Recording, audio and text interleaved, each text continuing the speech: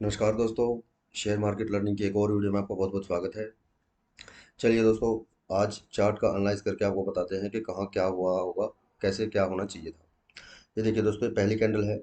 ये यहाँ से यहाँ मार्केट ओपन हुई और यहाँ मार्केट ओपन होने के बाद ये गई पूरी यहाँ तक, यानी 48,000 तक। जो मैंने आप लोगों को बताया हुआ है कि 1000 और 500 के लेवल, 1000 और 500 के लेवल पे हाई क्वांटिटी के लोग होते हैं, बहुत बड़ा पैसा लगा होता है। इसलिए इन लेवल पे बड़ा ध्यान से ट्रेड करना चाहिए और प्रॉफिट होने की बहुत संभावना भी होती है। ये पूरा 48,000 के लेवल को छू के वापस आई, ग्रीन में बंद हुई।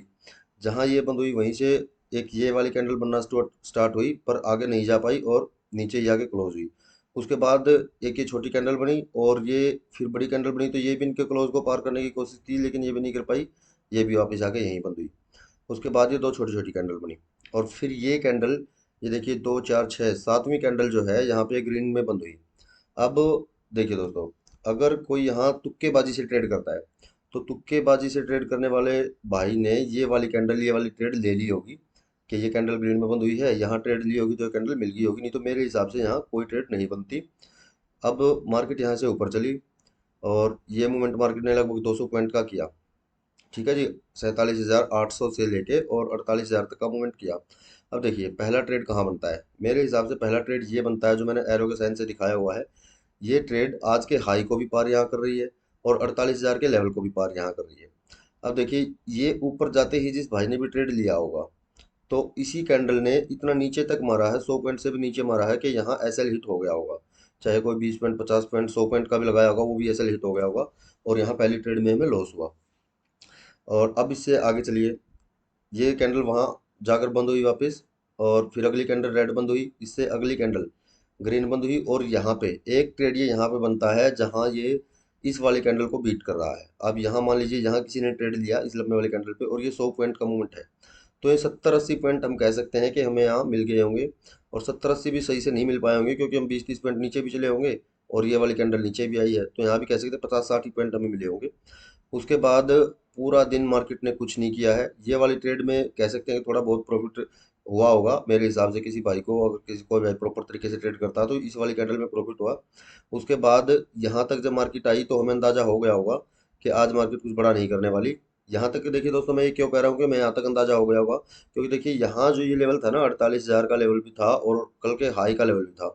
जब ये दो दो रेजिस्टेंस मार्केट पार कर रही है और फिर भी कोई भी बड़ी कैंडल नहीं बन रही है, तो वहां से हमें अंदाजा हो जाना चाहिए कि मार्केट में आज कुछ खास नहीं होने वाला है।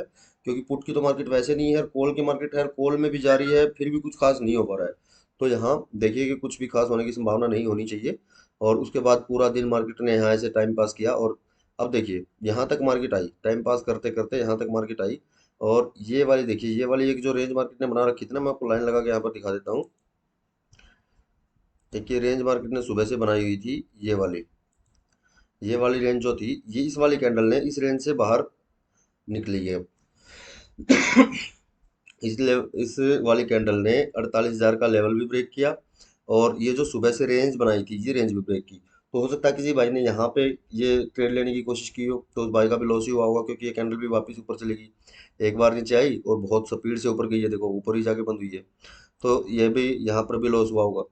अब बाकी तो मार्केट में कहीं कुछ है ही नहीं, यहाँ जो नीचे, नीचे भी ऊपर भी जिसने भी ट्रेड लिया होगा वो सब लॉस में ही रहा होगा यहाँ पे। अब देखिए दोस्तों, पैसा गंवाना और पैसा कमाना, ये चीजें कहाँ डिपेंड करती हैं, मैं अब आपको इस चार्ट से ये चीज समझाता हूँ। आज इस चार्ट में मेरे हिसाब से इस मूव के अलावा और कोई मूव मार्केट में नहीं है और ये मूव को बहुत बड़ा मूव है, कोई खास मूव नहीं है। 50 60 पॉइंट का मैक्सिमम मूव है। नहीं तो आज ऑप्शन ट्रेडर को, जितने भाई भी ऑप्शन ट्रेडर हैं, ऑप्शन ट्रेडिंग करते हैं, उनको लॉस ही हुआ होगा। मेरे ख्याल से 99% मैं ये कह सकता हूँ कि लॉस ही हुआ होगा। क्योंकि देखिए जो इस ट्रेड में प्रॉफिट जिसने किया भी होगा ना, पहली बात तो उसका यहाँ पे लॉस हो चुका है, इस वाली कैंडल ने कर दिया। और इस वाली कैंडल ने अगर उस लॉस को बराबर भी कर दिया होगा, थोड़ा बहुत ऊपर नीचे रही होगी बात, तो उसका यहाँ लॉस हो गया होगा। और इस लॉस के बाद, इसके बाद कोई कैंडल ऐसी नहीं बनी है। देखिए किसी भी कैंडल ने यहाँ के हाई को पार नहीं किया है, किसी लो को पार नहीं किया, तो कोई कैंडल बनी ही नहीं है जो हमारे इस लॉस को पूरा कर सकती। तो मैं ये कह सकता हूँ कि मेरे हिसाब से जो ट्रेड करता होगा उसको लॉस ही हुआ होगा। अब देखिए हमारा प्रॉफिट और लॉस कहाँ निर्धारित होता है।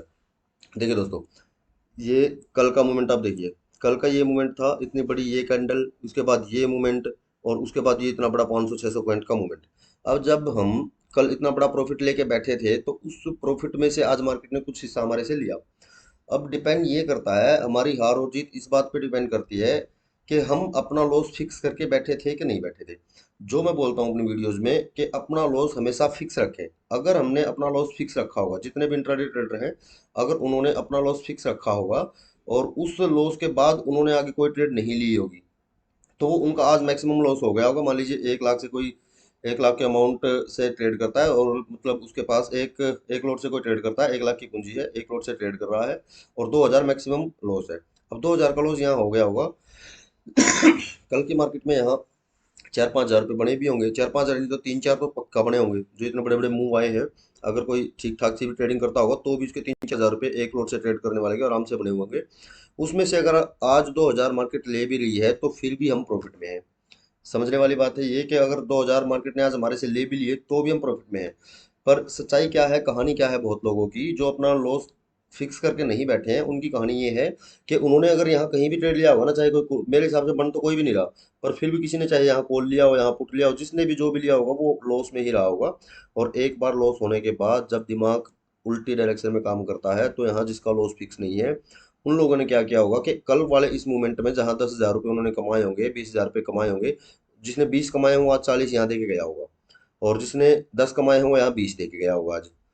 ठीक है जी। तो अब समझने वाली बात देखो ये है कि अगर हम अपना लॉस फिक्स करके बैठे होंगे ना, तो कल हमने यहाँ अगर 4 कमाए थे तो हम आज 2 देंगे तो हमारे पास बचेंगे, और कल वाले मार्केट में हम फिर से कमाएंगे।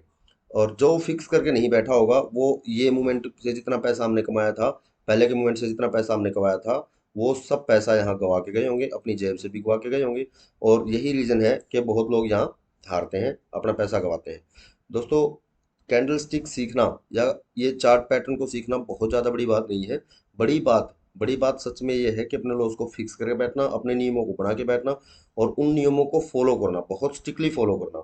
अगर हम स्ट्रिक्टली फॉलो करेंगे तो हमारा इतना ही लॉस है, फिर भी हम प्रॉफिट में है। महीने की एवरेज, ओवरऑल जब एवरेज आप एक महीने की निकालेंगे तो आप हमेशा प्रॉफिट में ही रहेंगे। तो दोस्तों, ये बात जो मैं बार बार कह रहा हूँ, इन चीज़ों को सीखिए, अपनी साइकोलॉजी को बिल्ड कीजिए। दिमाग भी हमारे शरीर की एक मसल है, जैसे हम बाकी मसल को ट्रेन करते हैं, दिमाग को भी हमें ट्रेन करने की जरूरत है। उसको भी हमें धीरे धीरे आदत डालनी पड़ेगी कि ऐसे इन नियमों को फॉलो कैसे करना है। और जिस दिन हम इन नियमों को सबको फॉलो करने लगे, उस दिन फ्यूचर एंड ऑप्शन में हमें कोई हरा नहीं सकता, हमारा पैसा कोई जीत नहीं सकता, अगर हम इन नियमों को फॉलो करते हैं तो। ठीक है जी, ये था मेरा आज का चार्ट एनालिसिस। और इसके साथ मैं एक और चीज़ आपको बताना चाहता हूँ।